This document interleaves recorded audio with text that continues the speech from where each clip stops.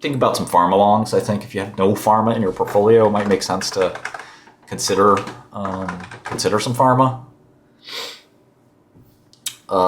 Speaking of which, let's look at some pharma.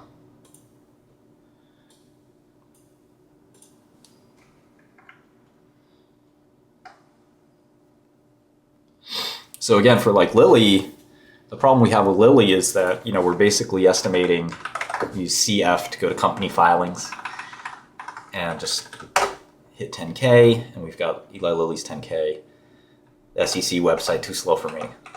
I need to be able to do it in a couple of clicks, because if I have to do this all day, then it better be a fast process. And if you want to go even faster, you just do FA, and you have all the financials there if you only want to look at the financials.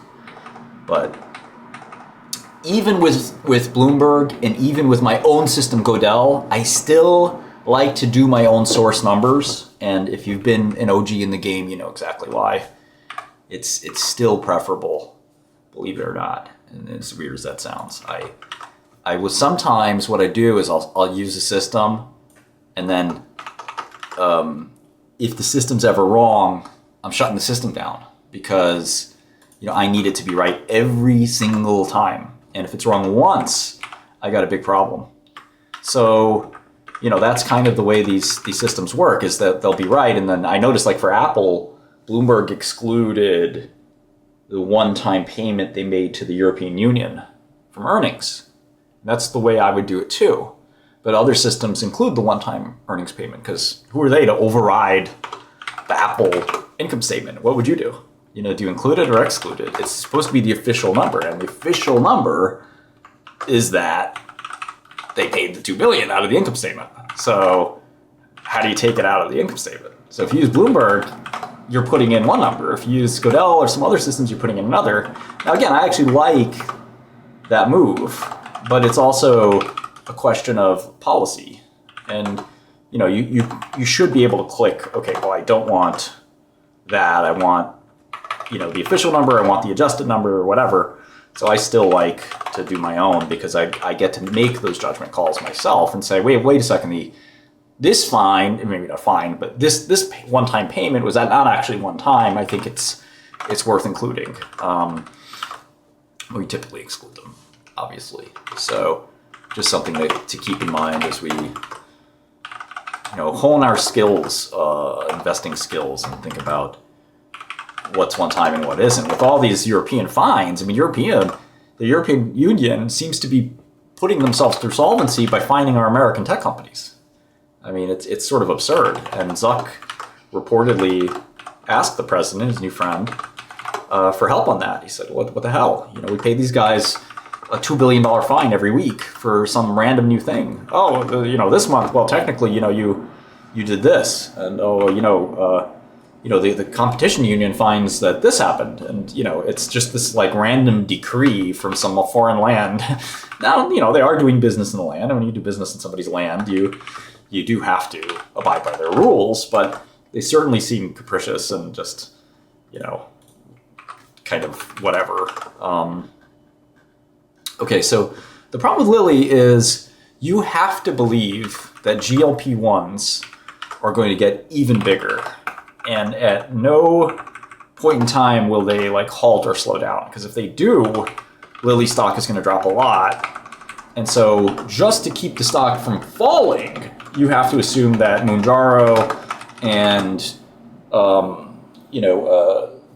Zepbound continue to grow, and they can't have a bad quarter. And bad quarters happen all the time. Even while drugs are growing, bad quarters happen.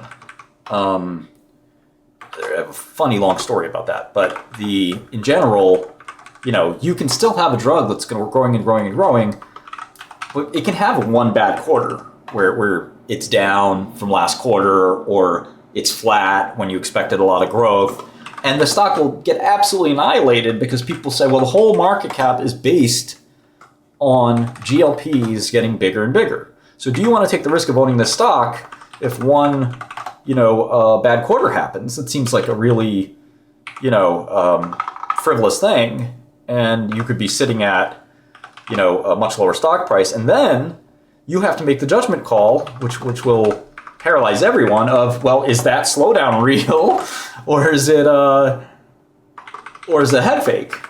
And that'll keep you up at night. So, it's kind of one of these stocks where like it will push higher because of that dynamic has sort of kept everyone in some ways away from it. So I feel like, it'll kind of go higher as they execute, but they also have to execute. So it's a really, really tricky situation. I think it's,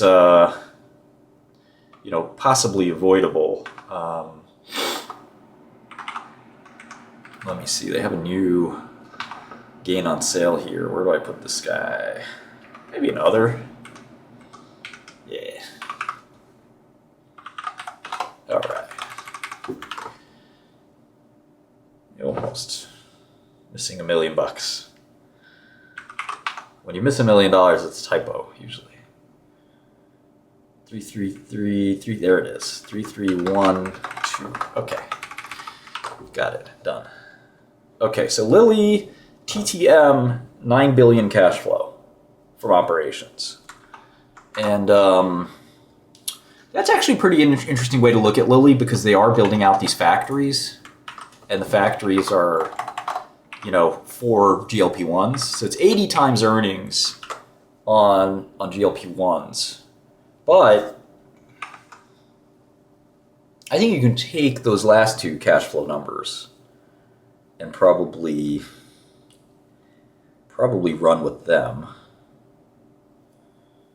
And let's look at net income. Yeah, net income is more like 11. So cash flow is actually below net income. So, they'll probably do 15. Yeah, so you just have to be a GLP-1 believer, and if you're a GLP-1 believer that everyone's going to be on these drugs and it's going to double or triple from here, that's a big call to make. And, I don't know that I'm ready to say that the GLP-1s will be a $40 or $50 billion drug for Lilly. It's a lot. That's assumed. That's not, that's in the stock. That's not some like crazy moonshot estimate. That's like they have to do that. To get upside, you got to get like 80 billion in GLP-1. And we know Keytruda's at 30 billion, right? So it's a bit of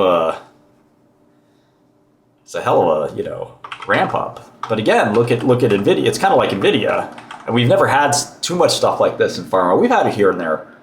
But in pharma, the big game changers don't come that often. And when they do come, they kind of come in a backdrop of something else dropping. So, like Merck had, a lot of those problems. Merck had a bunch of drugs go generic while Keytruda was growing rapidly. So they ended up not having this spectacular growth. They sort of have the opposite issue with Lilly. They had a lot of things go right at once. And, certainly the GLP, was one of the best stories in pharma in maybe a decade or two. So I feel like, that's great for Lilly, but we don't know when GLPs will stop growing. We do get weekly prescriptions we can look at, and they look very healthy, and Lilly can generate demand. I mean, I wouldn't underestimate the ability of the company to go find people to take Mounjaro and Zepbound.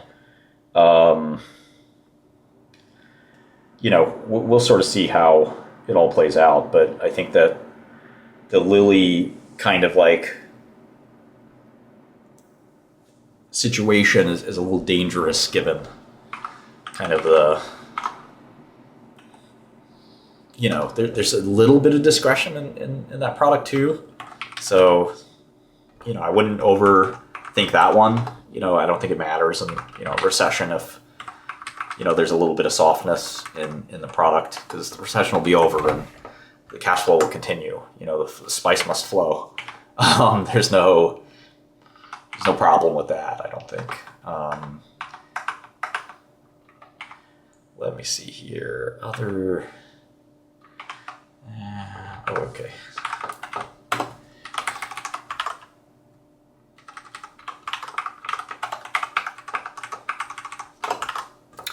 Bar wings.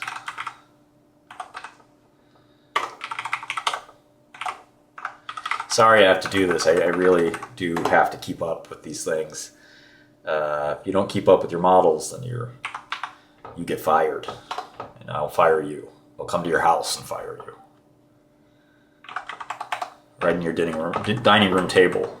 Doorbell rings. Who is it? Martin Shkreli. What? Oh, Martin, I'm such a big fan. Why don't you sit down for dinner? You're fired. What? You're not my boss. Yes, I am. Stop kidding around. Come, have a seat. No, I bought the company. You're fired. That's what happens if I find out that one of your models is behind by a quarter. It's a big problem, buddy.